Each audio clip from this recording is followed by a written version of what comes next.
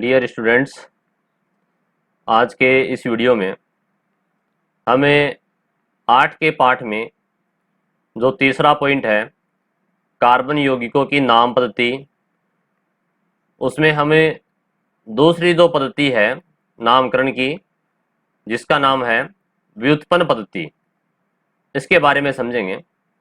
पिछले वीडियो में हमने कार्बनिक यौगिकों के नामकरण के लिए रूढ़ पद्धति को समझा था, ठीक है। और अगले वीडियो में हम इसकी IUPAC पद्धति को समझेंगे। तो चलिए आज अपन बात करते हैं कार्बनिक यौगिकों के नामकरण के लिए जो व्युत्पन्न पद्धति है वो क्या है और उसके अनुसार कार्बनिक यौगिकों का नामकरण किस प्रकार से किया जाता है, इनको अपन समझेंगे। तो देखिए यहाँ पर ये अपना पॉइंट, दूसरा जो पॉइंट है यहाँ से है व्युत्पन्न पद्धति। इस पद्धति में कार्बनिक यौगिकों का नामकरण, यानी कि जो कार्बनिक यौगिक है, कार्बनिक यौगिक जिसमें कार्बन किसी अन्य तत्व के साथ में जुड़ करके यौगिक बनाता है, वो कार्बनिक यौगिक कहलाता है।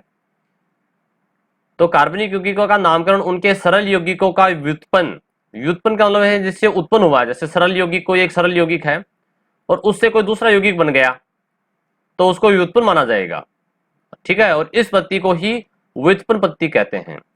कहने का मतलब है कोई एक सरल यौगिक और उससे कोई दूसरा यौगिक उत्पन्न होता है, वो उसका व्युत्पन्न माना जाएगा और इस पद्धति के अनुसार जो नाम दिया जाएगा उसे व्युत्पन्न पद्धति कहा जाएगा, ठीक है। इसको अपन एग्जाम्पल से समझते हैं, उदाहरण से समझेंगे तब हमें थोड़ा समझ में आएगा। तो देखिएगा, इसमें एक सारणी दी गई है। इस टेबल में यहाँ हमें कुछ सरल यौगिक दिए गए हैं। जैसे ये यौगिक है मेथेन, ठीक है। CH4 कार्बन एक है, एक कार्बन जब होता है तो उसे अपन मेथ कहते हैं। और इसमें सारे सिंगल बॉन्ड हैं। कैसे? जैसे मान लीजिए कार्बन के साथ में 4 हाइड्रोजन जुड़े हुए हैं, ठीक है। एक हाइड्रोजन यहाँ, दूसरा यहाँ पर है, तीसरा यहाँ पर हाइड्रोजन, चौथा हाइड्रोजन, तो सारे सिंगल बॉन्ड हैं इसमें। तो एक कार्बन होता है तो मेथ और आगे एन जोड़ देंगे, सिंगल बॉन्ड होने के कारण मेथ प्लस एन, तो मेथेन नाम हो गया। ये एक सरल यौगिक है, एक कार्बन वाला मेथेन, ठीक है। अब देखिए यहाँ पर इसको मेथेन को अपन ने बीच में ले लिया, जो सरल यौगिक है, और इससे ये पूरा एक दूसरा जो यौगिक है ये व्युत्पन्न हुआ है, ये बना है।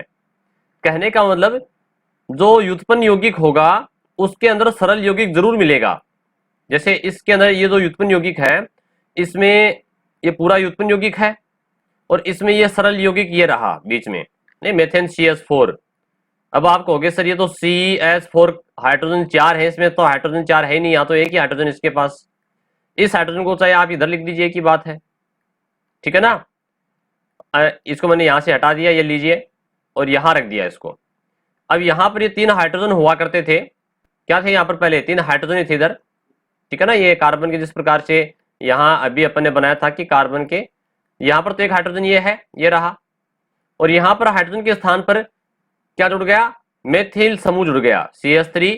और यहाँ पर भी हाइड्रोजन के स्थान पर क्या जुड़ गया? ये रहा CH3, ठीक है। और यहाँ पर भी क्या जुड़ गया? ये CH3। तो कहने का मतलब जो बीच में है ये तो है मेथेन, और इस मेथेन के यहाँ पर 3 मेथिल समूह जुड़ जाते हैं। तो देखिए इसका नाम क्या हो जाएगा, व्युत्पन्न नाम क्या होगा?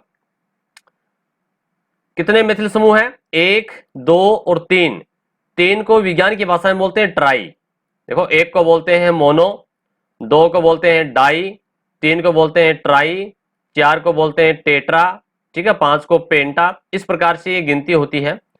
तो यहाँ पर जितने समूह जुड़े होते हैं उनके अपन संख्या लिखेंगे। जैसे 1, 2, 3 ट्राई। क्या है ट्राई? क्या जुड़े हैं? CH3, CH3, CH3, मेथिल बोलते हैं इसको।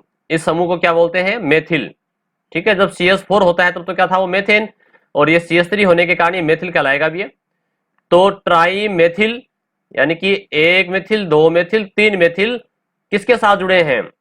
मेथेन के साथ जुड़े हैं। बीच में क्या था? मेथेन, जो सरल यौगिक था ये बीच में है यहाँ पर, तो मेथेन ना, अंत में आ जाएगा मेथेन। इसका नाम क्या बन गया? व्युत्पन्न नाम ट्राई मेथिल मेथेन, ठीक है। ट्राई 3 मेथिल और ये बीच में मेथेन। तो इस प्रकार से व्युत्पन्न नामकरण किया जाता है कार्बनिक यौगिकों का। चलिए फिर अपने एक अगले एग्जाम्पल से और समझते हैं। यहां पर जो CH3OH है इसका नाम कार्बिनोल है, ठीक है। इसे अपने मेथेनॉल या मेथिल एल्कोहल भी कहते हैं। सरल यौगिकी का नाम, इसका सरल जो नाम है वो कार्बिनोल है। ठीक है, तो आप इसको सरल यौगिक से ही अपन व्युत्पन्न बनाएंगे, तो सरल नाम क्या है इसका? कार्बिनोल। ठीक है, इसका आईयूपीएसी नाम तो मेथेनॉल हो जाएगा, परंतु यहां पर अपन सरल यौगिक और व्युत्पन्न यौगिक की बात कर रहे हैं, तो सरल नाम क्या है इसका? कार्बिनोल। तो ये जो कार्बिनोल है, देखिएगा क्या है, एक तो कार्बन है, ठीक है, उसके साथ में CH3 और ये O जुड़ा हुआ है।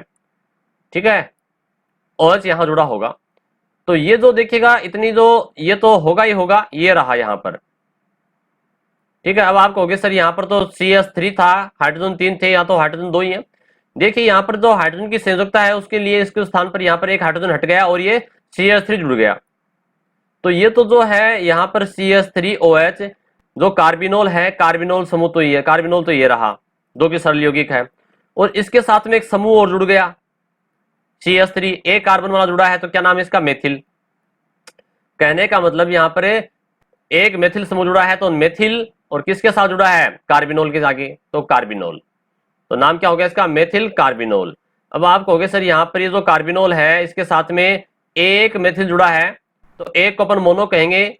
ठीक है, मोनो को चाहे आप लिखो चाहे मत लिखो, क्योंकि यहाँ पर ये मोनो, चाहे इसको आप मोनो मेथिल कार्बिनोल बोल दीजिए या मेथिल कार्बोनोल बोल दीजिए, क्योंकि यहाँ पर एक ही जुड़ा है, तो मेथिल अपन यहाँ पर मोनो लिखने की आवश्यकता नहीं है। अब देखिए ये जो CH3OH कार्बिनोल समूह है, ये रहा इसमें CH2OH कार्बिनोल समूह। अब इसके साथ में क्या जुड़ा है? इसके साथ में एक कार्बन और दूसरा कार्बन, ये रहा, दो कार्बन जुड़े ना ये। ठीक है, ये जो कार्बिनोल है उसके साथ में एक कार्बन ये रहा, दूसरा कार्बन ये रहा, तो दो कार्बन को क्या बोलते हैं? दो कार्बन को एथ, तो इस समूह का नाम पड़ गया एथिल।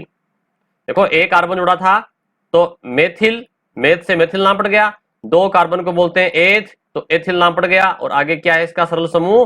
कार्बिनोल। तो नाम हो गया एथिल कार्बिनोल, एथिल कार्बिनोल। ठीक है, चलिए फिर आगे अपन चलते हैं, तीसरे की बात करते हैं। एक एग्जांपल और दिया गया है। देखो अपन को सरल यौगिक को ध्यान में रखना है, पहले सरल यौगिक को पहचानना है कि वो सरल यौगिक कहां पर है। ये सरल यौगिक है ना CH3OH कार्बिनोल, ये रहा COH। अब आप कहोगे सर इसमें तो यहाँ पर CH3 था, देखो तीनों हाइड्रोजन हट करके यहाँ पर क्या हो गया, यहाँ पर एक हाइड्रोकार्बन की श्रृंखला जुड़ गई, इधर भी एक हाइड्रोकार्बन की श्रृंखला जुड़ गई, और इधर भी एक हाइड्रोकार्बन की श्रृंखला जुड़ गई। कहने का मतलब इसके साथ में जो तीन हाइड्रोजन थे वो तीनों ही हट गए। ठीक है, यहाँ से इसके तीनों हाइड्रोजन हट जाते हैं, तो 1 2 और 3 इधर, इसकी संयुक्तता आगे हाइड्रोकार्बन से बन गई इधर। ठीक है, हाइड्रोजन की जगह यहाँ पर ये जुड़ गया, इसके हाइड्रोजन की जगह यहाँ पर ये जुड़ गया, और इधर हाइड्रोजन की जगह यहाँ पर ये जुड़ गया इधर। तो ये जो इतना सा भाग है ये क्या है? कार्बिनोल। आपको कार्बिनोल को ढूंढना है, पहले सरल यौगिक को ढूंढना है कि वो कहां पर है। तो मिल गया आपको, शायद ये रहा कार्बिनोल। ठीक है, अब देखिए अपन बात करते हैं इसके साथ में क्या क्या जुड़ा है। इसके साथ में तीन चीजें जुड़ी हैं। एक तो ऊपर इधर ये समूह जुड़ा है, ठीक है, एक इसके बाईं तरफ ये समूह जुड़ा है, और एक ये नीचे की तरफ ये समूह जुड़ा है।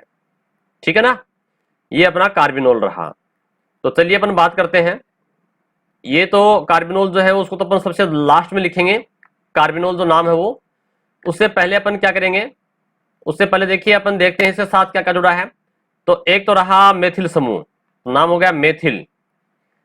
एक है इसके साथ में एथिल समूह, दूसरा नाम इसके आगे लिख देंगे एथिल। तीसरा इसके नीचे क्या जुड़ा है, देखो अपन ने पिछले वीडियो में पढ़ा था कि जब इस प्रकार से जो साकित हाइड्रोकार्बन होते हैं और जिसमें दोनों एक जैसे होते हैं, ये CH3 ठीक है ना। मान लीजिए यहाँ पर बीच में अपन ने एक दर्पण लगा दिया, कांच लगा दिया, तो इधर जिसकी शकल है वैसी ही शकल इधर है।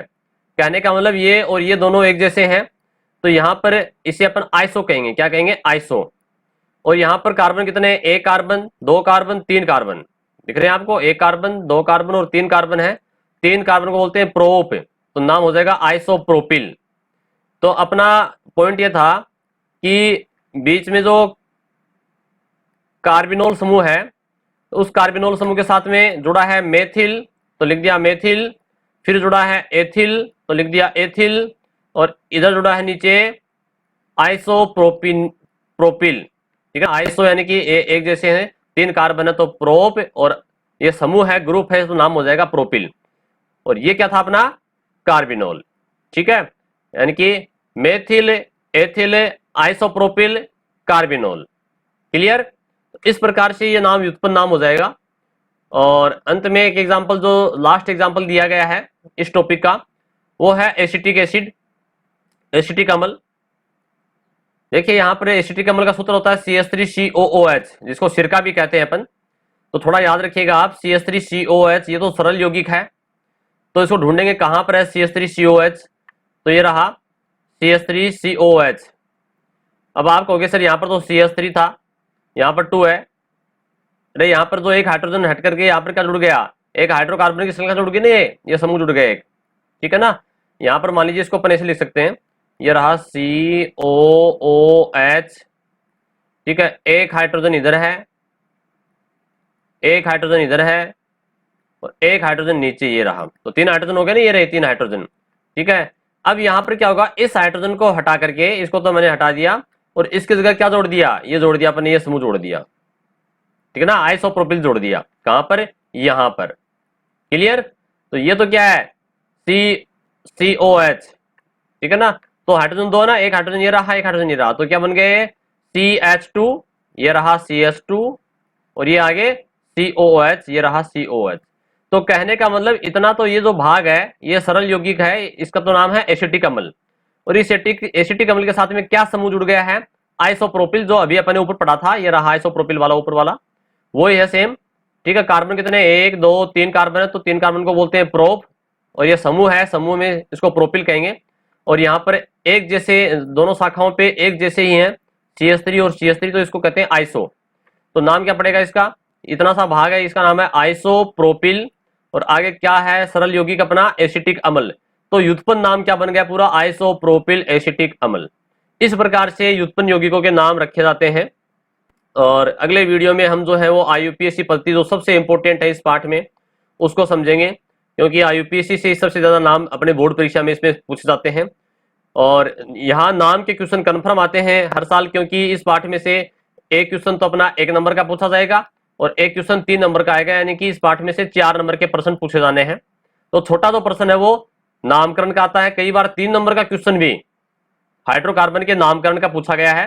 ठीक है, और वो जो नामकरण का क्वेश्चन पूछा गया है, मुख्य रूप से ज्यादातर बोर्ड परीक्षा में अधिकांश IUPAC पद्धति से नामकरण पूछा गया है। तो सबसे इंपॉर्टेंट ये जो 3 पद्धतियां हैं नामकरण की, उसमें IUPAC पद्धति सबसे इंपॉर्टेंट है। आपको इसको थोड़ा ध्यान से समझना है।